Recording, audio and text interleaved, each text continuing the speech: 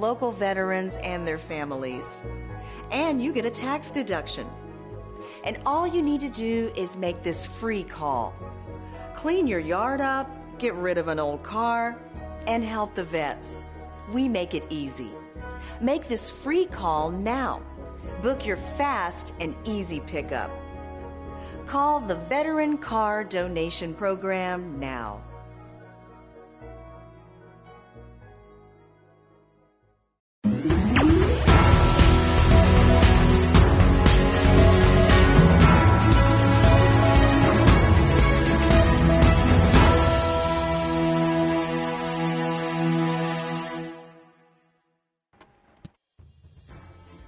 Broadcasting from Now Media Network's headquarters in Houston, this is Purple Politics, hosted by political expert and commentator Alina Gonzalez-Dockery. Join us to discuss the most important issues affecting our nation with fresh, balanced, and objective discussion on the first bilingual media network in the United States. Purple Politics starts right now.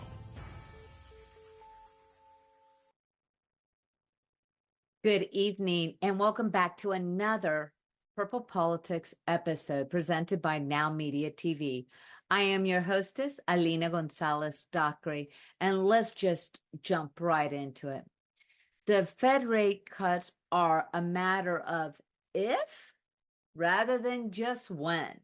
The Federal Reserve encountered a setback as recent inflation report indicated a firmer than expected inflationary trend, challenging the central bank's hope for a smooth economic landing through interest rate adjustments.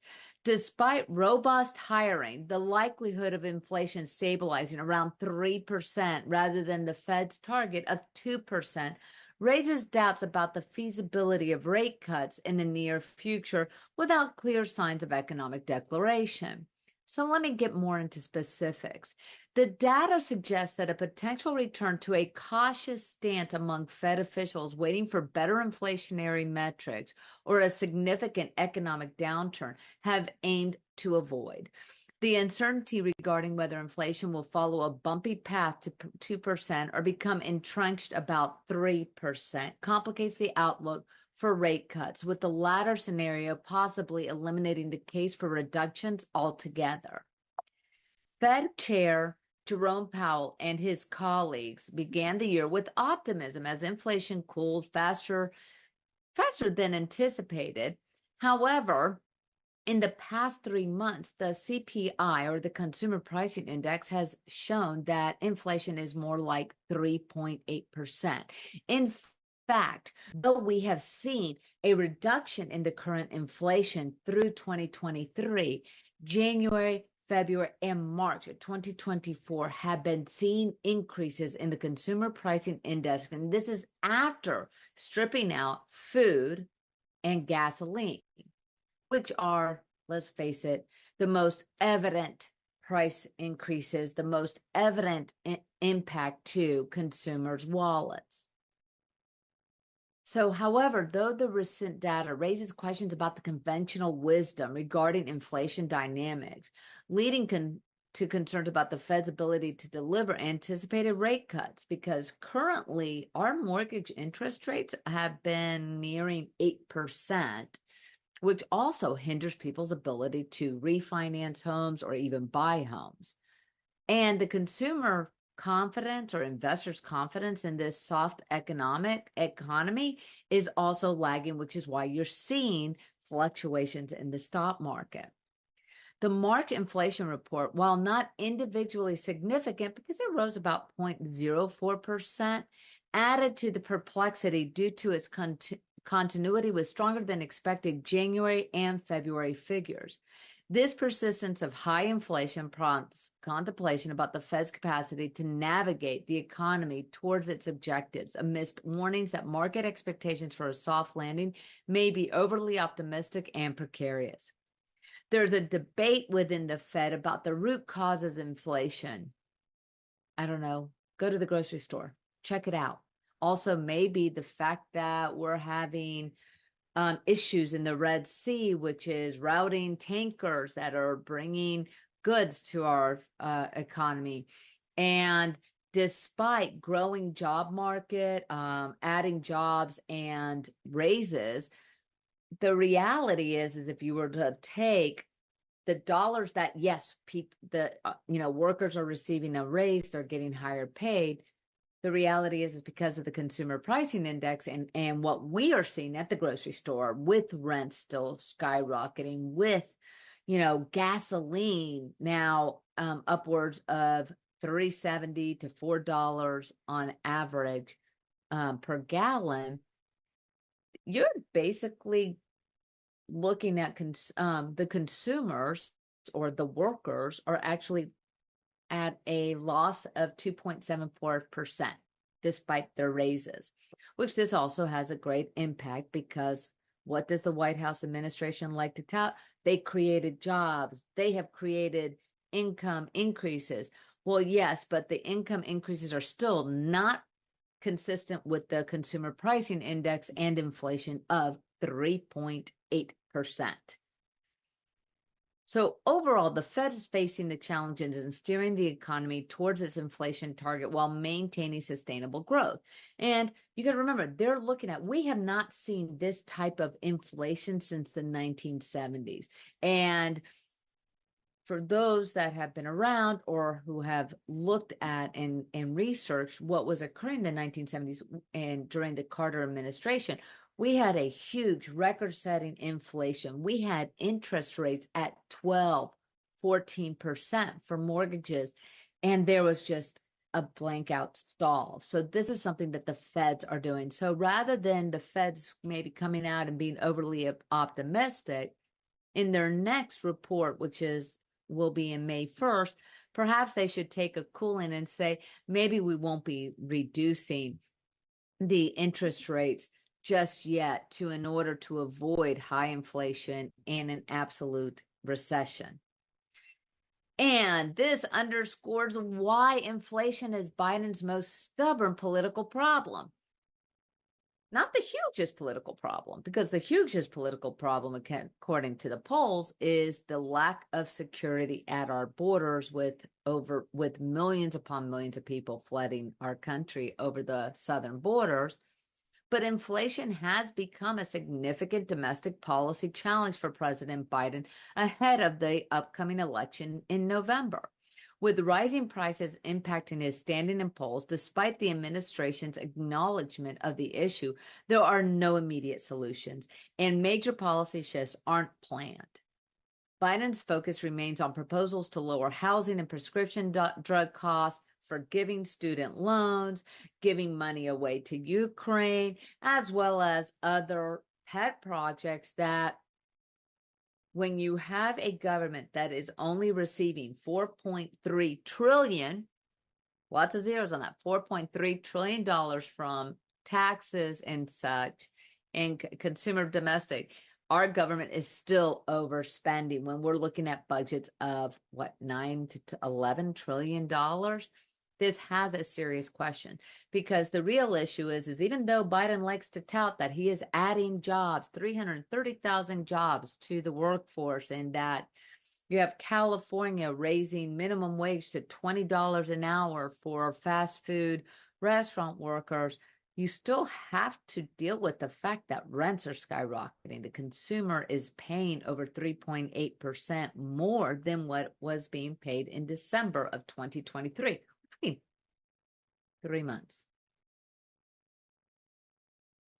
So many of Biden's cost-cutting plans will take months to materialize and may not immediately address rising prices, particularly in areas like grocery costs, which are largely beyond the administration's control, and also conveniently not counted in inflation markers that the Biden administration with the Fed have kind of reworked their own calculation to determine whether we are in an inflation or not. Biden's focus remains on proposals to lower housing and prescription drug costs. And despite efforts to communicate the positive aspects of the economy, such as job growth, voters remain concerned about inflation. Well, yes, I am a voter. Yes, I am a middle class self-employed individual, and I am still stunned when I go to the grocery store and I see that a dozen eggs will cost me $5. Yes, a gallon of milk is expensive. So these are what, for those of us, when we go to the grocery store, when we're putting gas in our cars, when we're looking at whether or not we're going to be able to buy a home or much less rent a house, those are the real issues that are affecting the electorate today. And I would say this is why, more importantly, we need common sense to be brought back. We need common sense. If we as a household are trying to do a zero balance or not depending on credit cards, which, by the way, more families are dependent on credit cards and the use of credit cards in order to pay bills because of the rising electricity costs and such. Why isn't our government? Why is it that we still do not have an administration or a congressional members that are looking at the reality of the situation for the average American? We are not corporations. We are not lobbyists. We are not super PACs. We are the individual. Democrats urge the administration to prioritize addressing inflation as a public perception of their investment plans in infrastructure and other areas hasn't resonated. The potential for continued high inflation could affect the Federal Reserve's plans, again, to adjust interest rate, with Biden suggesting rate cuts might be necessary, but facing criticism from Republicans regarding his economic policies. There is speculation about the potential political implications of Fed rate cuts, with differing views on who stands to benefit most. Biden hopes to provide relief to homeowners through initiatives like waiving title insurance requirements, which actually protects people, but okay, or refinancing aiming to alleviate some financial burdens amid rising mortgage rates. Despite these efforts, the ongoing challenge of inflation remains a central concern for the Biden administration as the election approaches. And let's discuss something, because he wants to talk about the housing and we have to do something because of title insurance, which title insurance is there to protect for defective title issues. But even if you have for those individuals who have paid off their mortgages, have no mortgage whatsoever, you're still facing higher insurance rates, higher property taxes. Inflation is affecting the utilities. You have electricity. And let's see, Biden is pushing the electric vehicle and mandating that, and to the point that he's going to make sure that every American is doing that. Well, lo and behold, EV cars use up more electricity in a night than an average family does without. So yes, we are navigating turbulent times. Yes, the Fed's complex economic outlook is rather cumbersome, and perhaps they need to be looking at, rather than saying inflation was transitory back in 2021, 2022, when we started seeing this. And now that we are also seeing other countries like Great Britain and Canada announcing that they are in a formal recession, maybe the administration and the Fed need to really look at, along with Congress, you're not off the hook either, both Republicans and Dems, how can we work better for our constituents, the American people?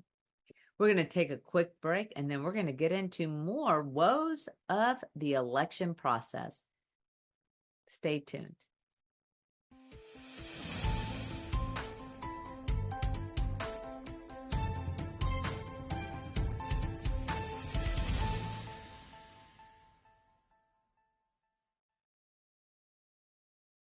Attention timeshare owners. This is an urgent consumer alert from the Timeshare Exit Hotline, a national company specializing in helping consumers legally get out of their expensive timeshare contracts. We're offering you a way to legally get rid of your timeshare. So if you're fed up with the maintenance fees that keep on coming and want to learn if you can terminate your timeshare legally and permanently, call today. Call the number on your screen today.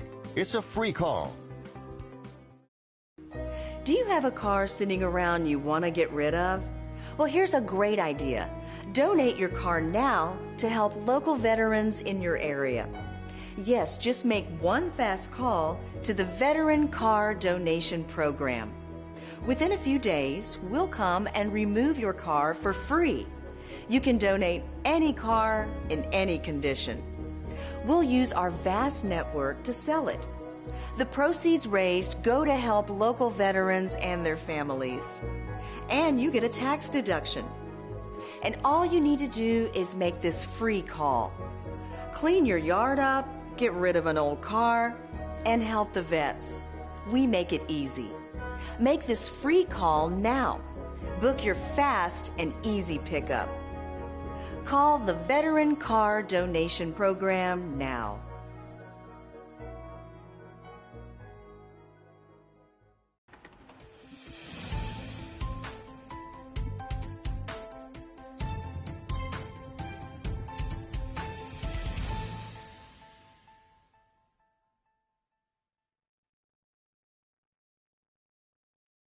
And we're back.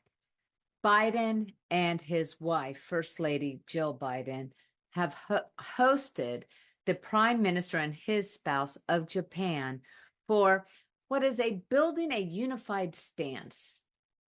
President Biden plans to utilize a historic joint meeting with the leaders of Japan and the Philippines to deliver a direct diplomatic message to China, condemning Beijing's aggressive actions against Philippine vessels in the South China Sea as violations of international law. Recent incidents involving Chinese Coast Guard ships harassing Philippine vessels have prompted condemnation from the United States, labeling such actions as coercive and unlawful tactics in a crucial maritime region. While the Chinese provocations have not yet triggered the military defense pact between the United States and the Philippines, the meeting aims to showcase stronger military and diplomatic unity among the three allies as a clear message to China.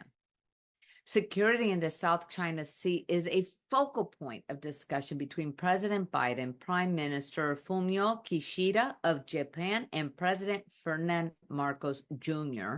of the Philippines, with joint naval drills and continued assertions of freedom of navigation planned.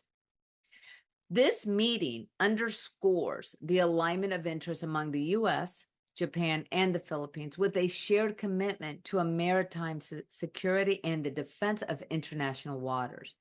China's attempts to assert control over the South China Sea have raised concerns, prompting coordinated efforts to uphold freedom of navigation and challenge Beijing's claims. In addition to addressing security concerns, the leaders are expected to announce initiatives aimed at fostering economic cooperation and infrastructure development. Investments in high-impact infrastructure projects in the Philippines, such as ports, rail, clean energy, and semiconductor supply chains, are anticipated. Furthermore, plans to enhance communication technology and deepen military cooperation among the three nations are on the agenda. This joint meeting follows President Biden's discussions with Prime Minister Kishida, where they addressed China's military and economic aggression and announced initiatives for cooperation in various sectors. The upcoming meeting represents a continuation of efforts to bolster regional security, strengthen our economic ties, and reaffirm the commitment of the U.S., Japan, and the Philippines to defending shared interests in the face of Chinese assertiveness in the South China Sea. But not all is well in our unified anti-Chinese Asian partnerships. South Korean leader faces crossroads after a crushing electoral defeat. The recent parliamentary election in South Korea, dubbed Judgment Day by many, delivered a significant blow to President Yoon Suk Yeol, resulting in one of the largest parliamentary majorities for the opposition in decades. This outcome positions President Yoon on the brink of becoming a lame duck, marking the first time in decades that a South Korean president faces an opposition-controlled parliament throughout their entire term. The election outcome exasperates political polarization in South Korea, signaling deepening deadlock and hindering bipartisan cooperation, crucial for addressing key domestic issues and advancing the country's foreign policy objectives. Does this sound familiar to anyone? Holy cow, divisiveness, partisanship, refusing to work together. There seems to be a common theme here that we too are experiencing in the U.S. President Yoon's leadership has been marred by domestic challenges, including inflation. Yep, check that off for us too. Democratic backsliding concerns, allegations of corruption involving his wife. Yeah, we have all of that. Despite his conservative foreign policy accomplishments, which gained recognition internationally. The election primarily centered on domestic grievances, leading the opposition framing it as a referendum on President Yoon's leadership. Domestic grievances. Again, we could be looking in the mirror right now, U.S. Critics have accused President Yoon of being disconnected from the concerns of everyday citizens. Weren't we just talking about that? That this administration and members of Congress seem to be focusing on the wrong thing, not what is affecting we the people, we the United States.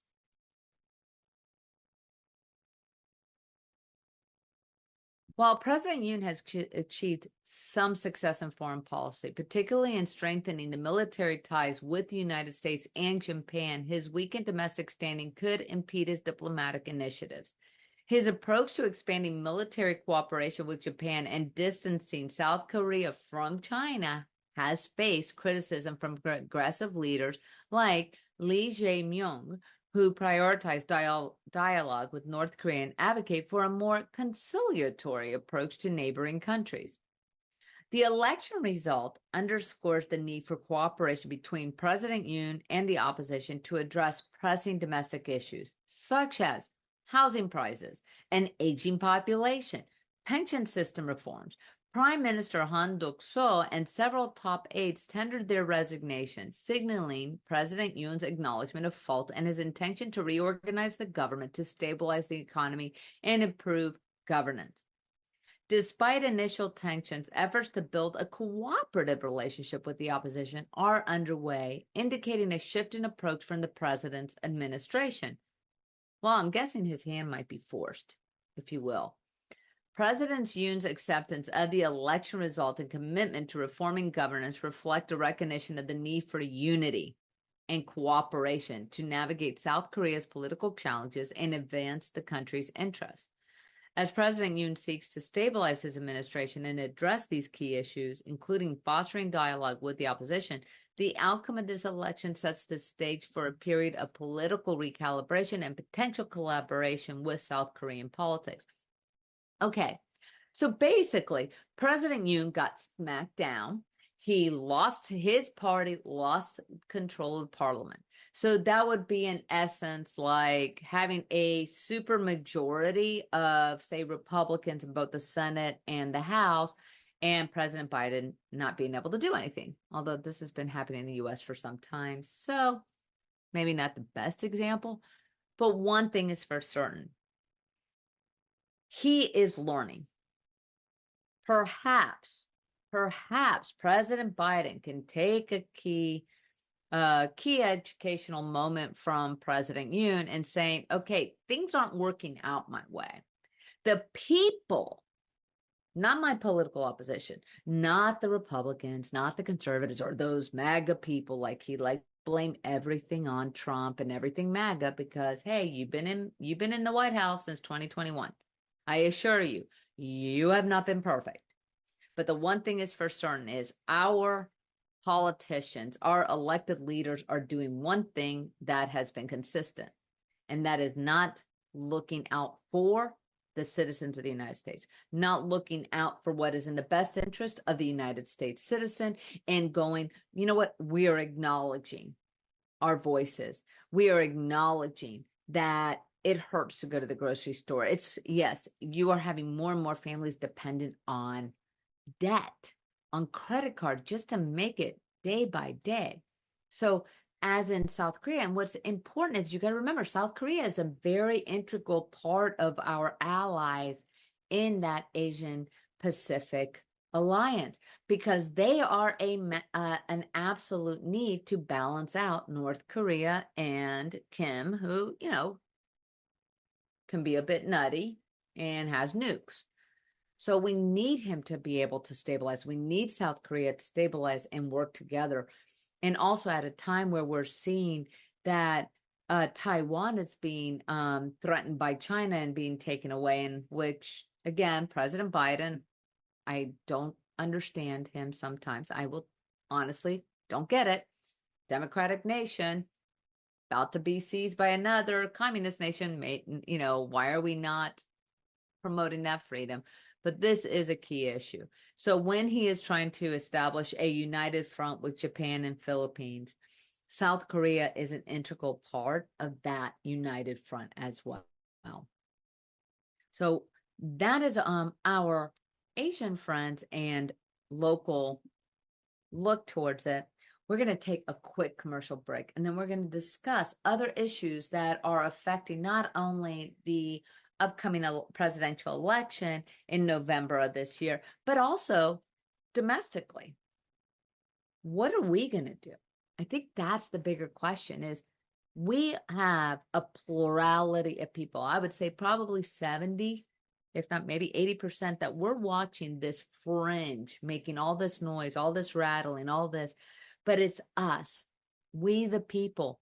We have to find our voices and make them be heard so that we can have a government of the people, for the people, by the people, which is what the United States is supposed to be about. That was what our founders wanted. Tune back in, and we're going to be discussing some elections.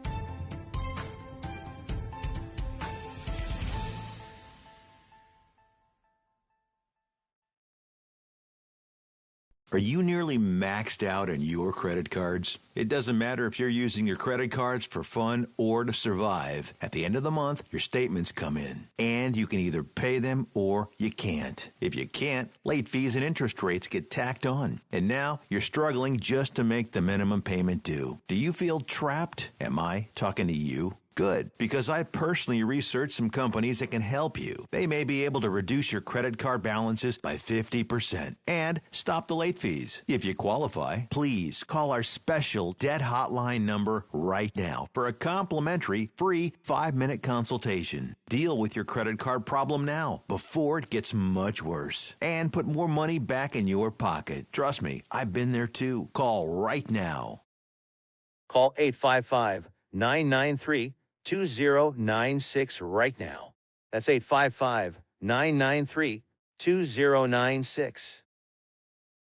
Taking a trip in the next 12 months? Airlines are under tremendous pressure, and they're practically giving away their unsold seats. Like every crisis, this one will end too.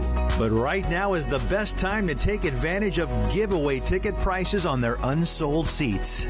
We're not allowed to publish these low fares online. The only way to get these rock-bottom giveaway prices is to call. So phone low-cost airlines now for airline ticket prices you may never see again.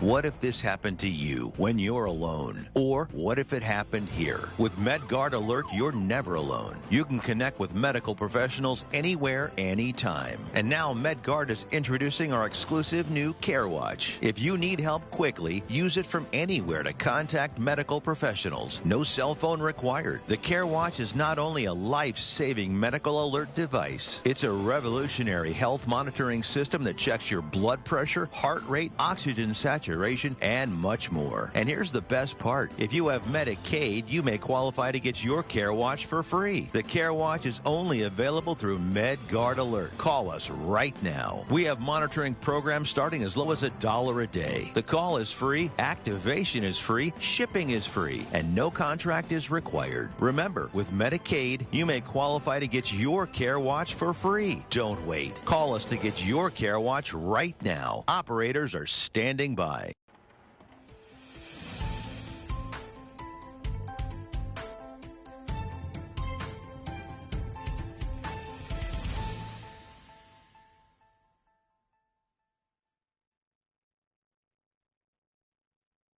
Is democracy under attack? I mean, both sides are screaming, we need to win to save democracy. If the other side wins, democracy will end as we know it. Well, Democrats are seeking primary victories amidst anti-Trump sentiment, Trump derangement syndrome, anti-MAGA, on and on.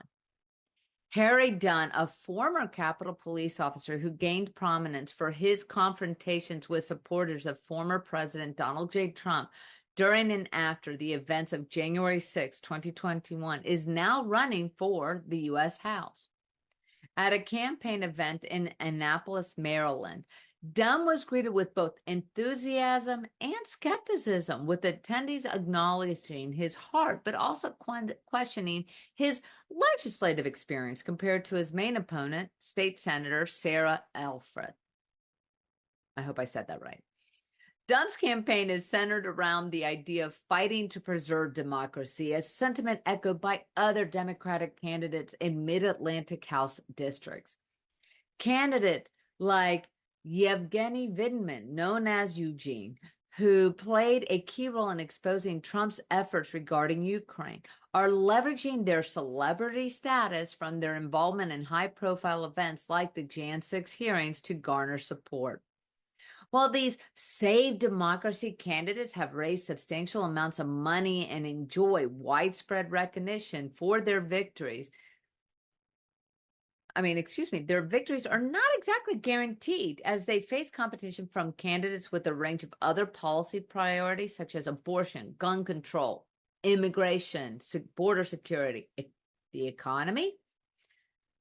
Primaries in Pennsylvania, Maryland, Virginia will be key battlegrounds where the strength of Jan 6 memories and the border message of defending democracy will be tested among Democratic voters. Let's go back for a second on these Jan 6, trying to pin it on Trump. And even though nobody has been actually convicted of insurrection, and Donald Trump is not even charged with insurrection, I don't know if you guys recall the Jan 6 hearings that were being televised during prime time for specifically during the midterm elections. And, it was definitely purposely timed to try to garner anti-Trump, anti-MAGA, anti-Republican candidates. It didn't have much viewers. And a lot of the viewers are very skeptical, especially now that we are hearing more information about Jan 6. But Jan 6 is not on the top of the list for the vast majority of voters. Yes, there's some that are absolutely outraged by it, others that might be outraged either side. There are people arguing on both sides. But the vast majority of the voters, those 70% of us that are, keep your head down, just work, take care of your family, let's get it together. Is this a real key battleground messaging? So in Pennsylvania, former Marine Corps officer Mike O'Brien and former television news broadcaster Janelle Stelson are competing for the chance to take on Representative Scott Perry, who was deeply involved in Trump's efforts to overturn the 2020 election. In Maryland's 3rd District, Dunn is among 22 Democrats vying to succeed Representative John Sarbanes, with candidates ranging from experienced legislators to political newcomers. Similarly, in Virginia, Vindman is seeking to replace Representative Abigail Spanberger. And while he enjoys significant fundraising success, he faces criticism from some elected Democrats who view him as a celebrity candidate, kind of like Dr. Oz a couple years back, overshadowing those who have served in local offices. Then again, maybe those serving in local offices, people are looking at him as a political hack and they want fresh, new vibes. Hello, that's how we got AOC. In Maryland's 3rd District, Dunn is among 22 Democrats.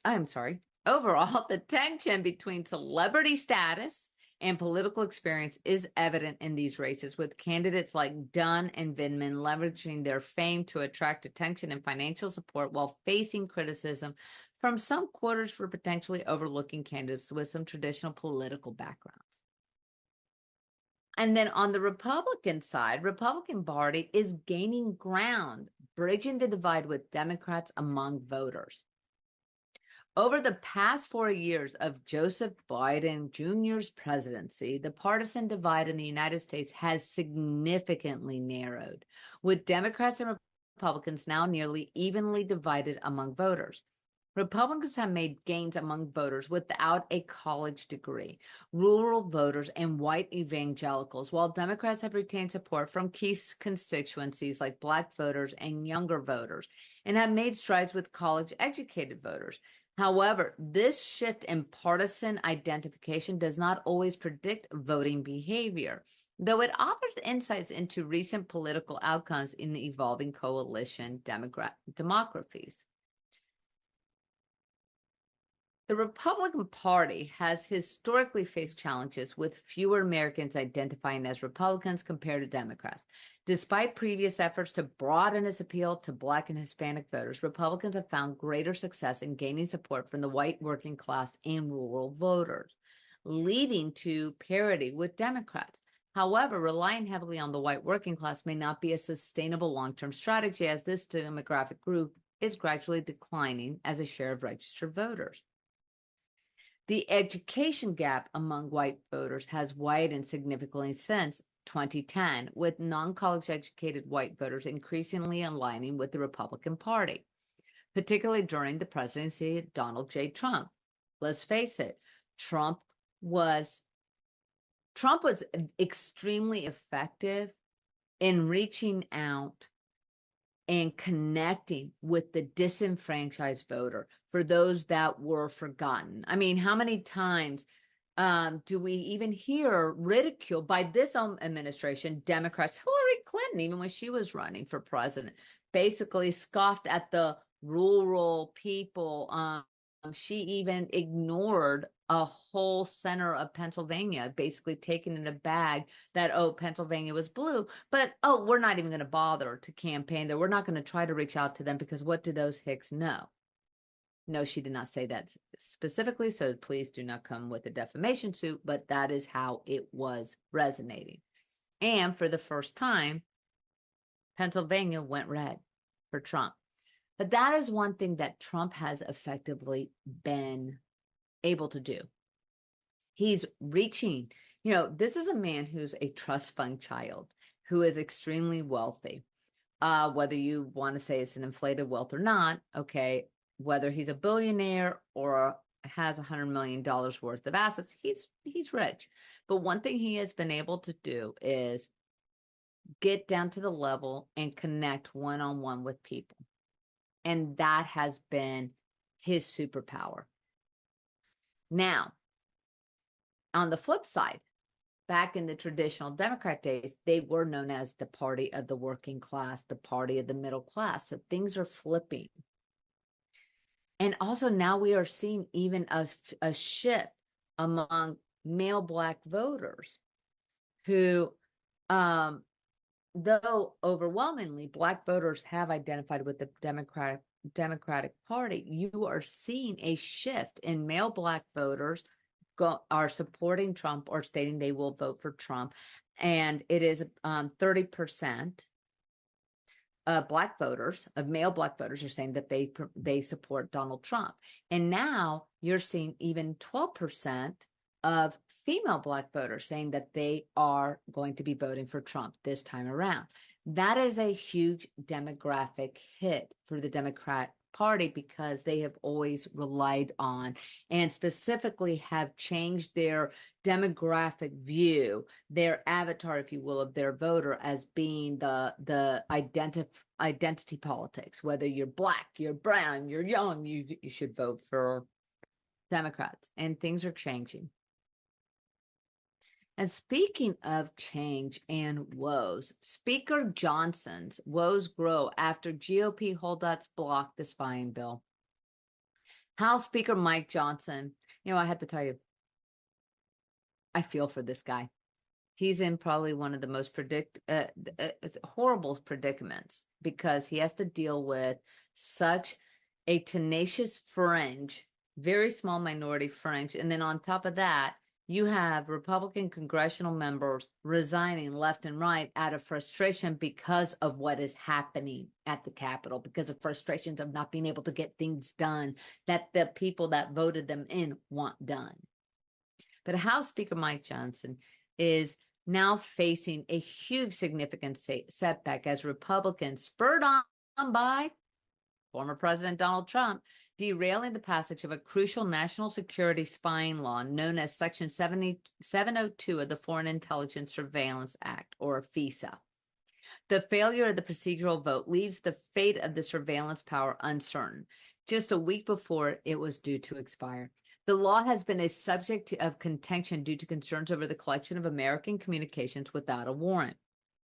Johnson has advocated for the passage of the legislation, emphasizing that changes to the law would prevent potential abuses. However, Trump's opposition, ironically, when he was president, he signed it away for a few more years. Trump's opposition to the proposal expressed through social media, Truth Social, influenced sentiment against it. Despite assertions from both Democrats and Republican administrations about the necessity of Section 702 for national security, criticism from both ends of the political spectrum have persisted over the years. The failed vote highlights the internal divisions within the Republican Party, reminiscent of the infighting that led to the ouster of former Speaker Kevin McCarthy. A significant number of Republicans, including those aligned with the House Freedom Caucus, opposed this rule associated. So, again, I feel for House Speaker Johnson. He is a very noble man. He states that he's a Reagan Republican. But one thing is for sure, so long as you have this ridiculous rule that one congressional member can ask for the ouster of a speaker, and you have the likes of Marjorie Taylor Greene, you have the likes of the Freedom Caucus that are basically just Trump lackeys that will do whatever it is to make sure that Trump has arguing points. Rather than listening to the fringe, this tyrannical, fear-based, mongering small percentage, please wake up. Do what you're supposed to do. Protect our interests, secure our borders, make sure that the United States is secure, because we have a world that's on fire. We're going to take a quick break and join me right back as we talk about a little bit more about the upcoming elections.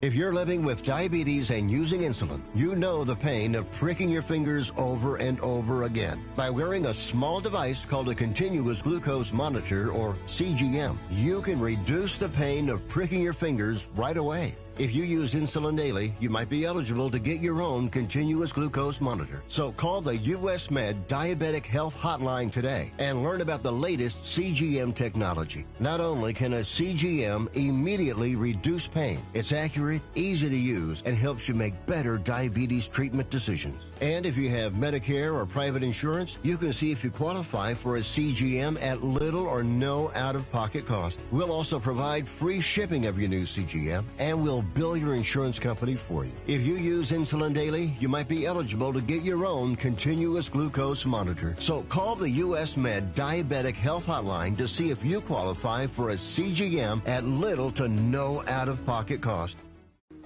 Do you have a car sitting around you want to get rid of? Well, here's a great idea. Donate your car now to help local veterans in your area. Yes, just make one fast call to the Veteran Car Donation Program. Within a few days, we'll come and remove your car for free. You can donate any car in any condition. We'll use our vast network to sell it.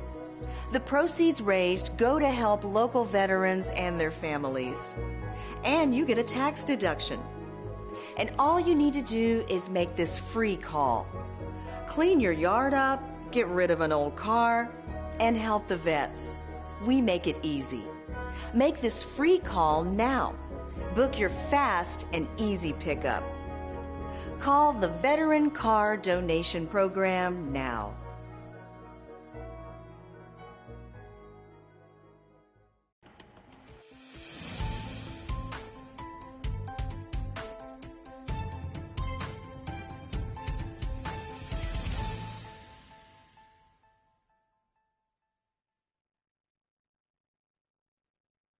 Well, we've been discussing a lot about the flaring issues that this administration is facing, as well as campaigns, not only from congressional primaries, but now let's talk about the real issues that are flaring up, affecting or challenging both Trump and Biden. And we're talking about abortion, inflation, Gaza, border security. So as the 2024 presidential race is gaining momentum, key issues have collided, shaping the narratives of both President Biden and former President Trump. Among these issues are the abortion, since Roe v. Wade has been overturned 2 years ago, inflation, as we discussed in our first segment, the war in Gaza, and Israel's right to trying to secure not only its own country, but get back those the hostages that are still in Hamas's control. Trump's attempts to delay its trials have failed. So we are looking at, for the very first time, a former president being tried on criminal charges starting Monday, April the 15th, and sparking discussions on presidential immunity from criminal charges. So Trump's stance on abortion has been facing scrutiny with, even if anybody's on any type of social media, you'll see that Biden's Twitter or X feed and TikTok and Kamala Harris have been trying to say that Trump wants 0 abortions and he wants to outlaw it completely. Well, in fact, Trump did finally come out and he's getting some pushback on it as well. But his stance that is facing that scrutiny is saying, you know what, we're following the court's decision. It is up to the individual states. It is the right of the states to determine what rights someone has, whether they have the right to choose an abortion or not. And actually, that was kind of smart, because right now Trump really doesn't need to lock up the evangelical Christian right vote. He did what he promised in his first term, and that was appoint Supreme Court justices that would overturn Roe, and that's what happened. And let's remember, the pro-life argument has always been that it should not be a federal or court ruling that allows abortion or the freedom of privacy and freedom of choice.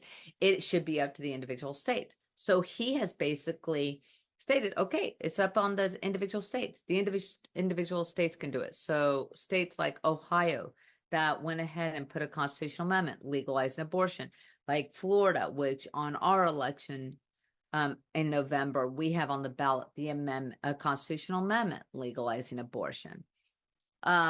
So meanwhile, Biden is prioritizing abortion rights in his reelection bid, basically stating that, hey, at least he knows what a woman is that he is the purveyor and the guard for women's rights and their bodies.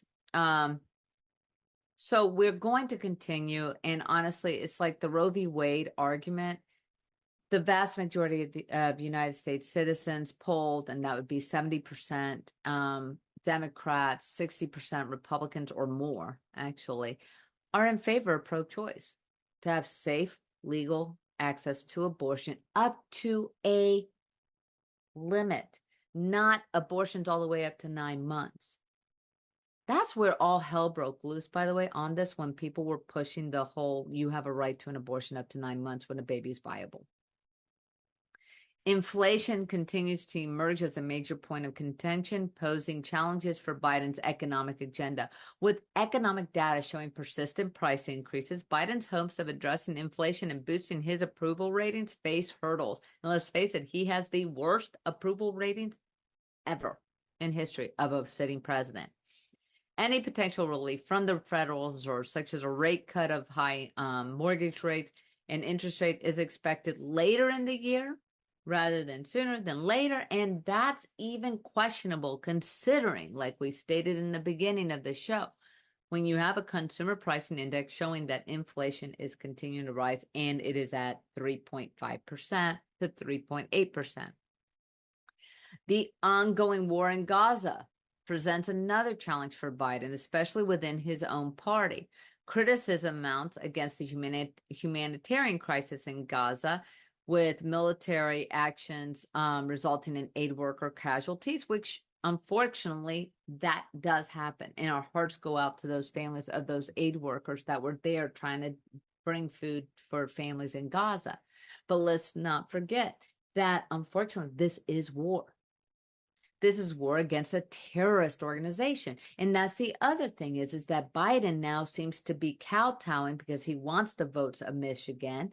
And he's kowtowing to a very loud, tyrannical type of protesting and not really taking into effect that we saw one of the worst terrorist acts since 9/11. And now you have, with this ceasefire deal that is still being negotiated. And let's remember, there have been a lot of ceasefire deals that Hamas has said, nope, we're not going into it. Nope, we're not going to do it.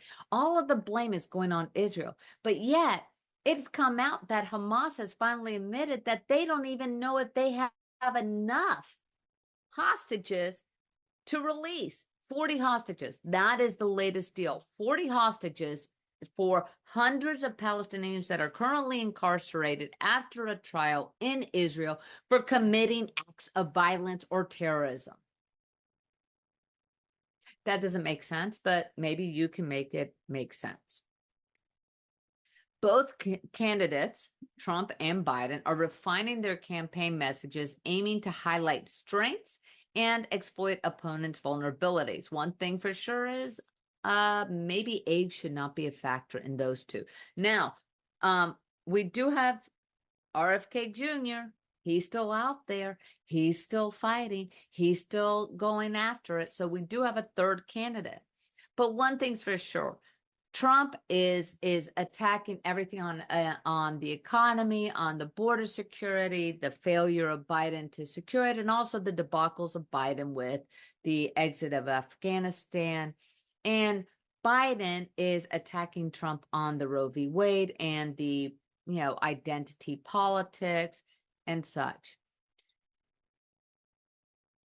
How this is going to influence voter perceptions and determine the outcome in November, I don't know. And then we also have that third candidate, that dark horse, if you will, of RFK Jr., and whether or not he is actually a spoiler, because they're showing that most of his supporters, if RFK were to drop out, which he's not at this point, dropping out of the election, but if he were to drop out, his supporters show that a majority of his supporters will support Trump versus Biden. And majority of his supporters are disenfranchised Democrats.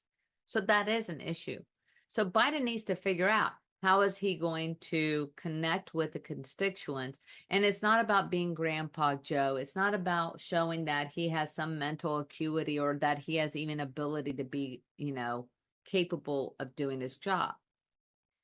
It comes down to, the social justice issues, the social push and environmental push that he's doing. Is it really hurting more Americans or not? Is Trump's words, are people really going to be able to overcome what Trump says? Because let's face it, one of the things that is so infuriating about Trump is he has no filter. He, on his Twitter back in the day, or Truth Social, whatever he calls it now, the things that come out of his mouth, it's like, for crying out loud, can you please put a ball gag in his mouth and muzzle him? Because his policies were good. Business-wise, it was good for middle-class Americans, for self-employed people, for the small business owners. It was good. And Biden trying to put all of the blame of COVID on Trump when the whole world was shocked by what happened in April of 2020 mid-March, April 2020. But let's not forget, it was Biden who was forcing people to be thrown out of the military if they didn't get the jab. It was Biden's administration trying to force us to get a jab, whether we wanted it or not. Nobody is looking at COVID accountability, which both Biden and Trump have accountability painted all over them. And let's look at another thing, the vice presidential pick. Trump has yet to name his vice presidential pick. This is going to be crucial because I, for one, and many others are going to look at who he chooses as the vice presidential running mate. And is this person going to be an important factor, like someone who can kind of reel in Trump, but also diffuse some of the issues that Trump brings with him? And it then begs the question, Biden, he would probably do a hell of a lot better if he chose a different running mate. Because right now he's running with Kamala. But, you know, she has worse approval ratings than Biden. And honestly, whenever she opens her mouth, it does sound like she's talking like to kindergartners. So these are the issues we're dealing with. This is the fun we're going to be watching in the next several months. I want to thank you for tuning in for another episode of Purple Politics. Come back next Friday after Tax Day, which for those of you who may have forgotten, April 15th, Monday, Tax Day. And we will tune back and talk about more things political and news of the United States. This has been a Now Media Networks feature presentation. All rights reserved.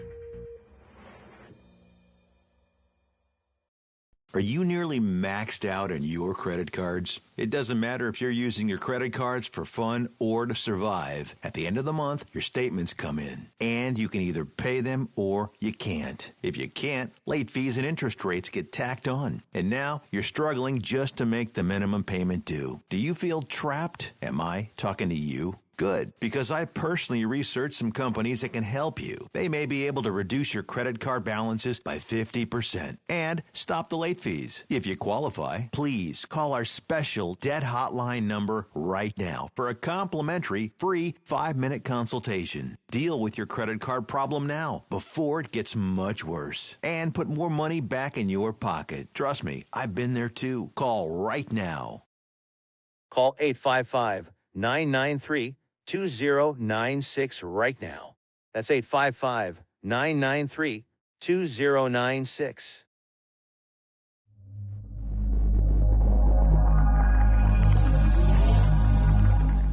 Have you ever had to hire multiple contractors? It is a daunting task that takes a lot of management time and impacts the core business or the company that time you spend with your loved ones.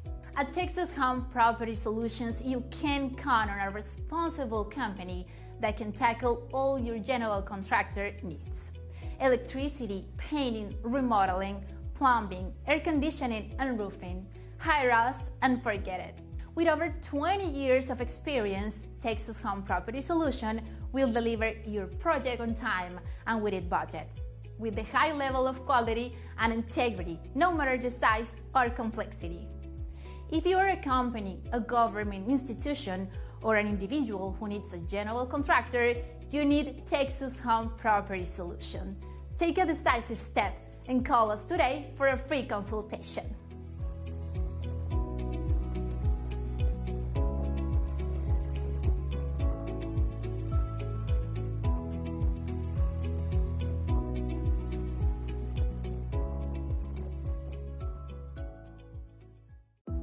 Are you drowning in a sea of medical records, spending countless hours in the documentation?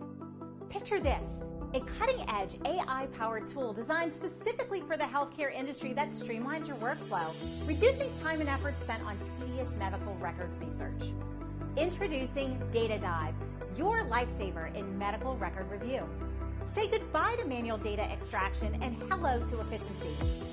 Our advanced artificial intelligence delves into vast medical databases, swiftly extracting relevant information so you can focus on what truly matters, patient care.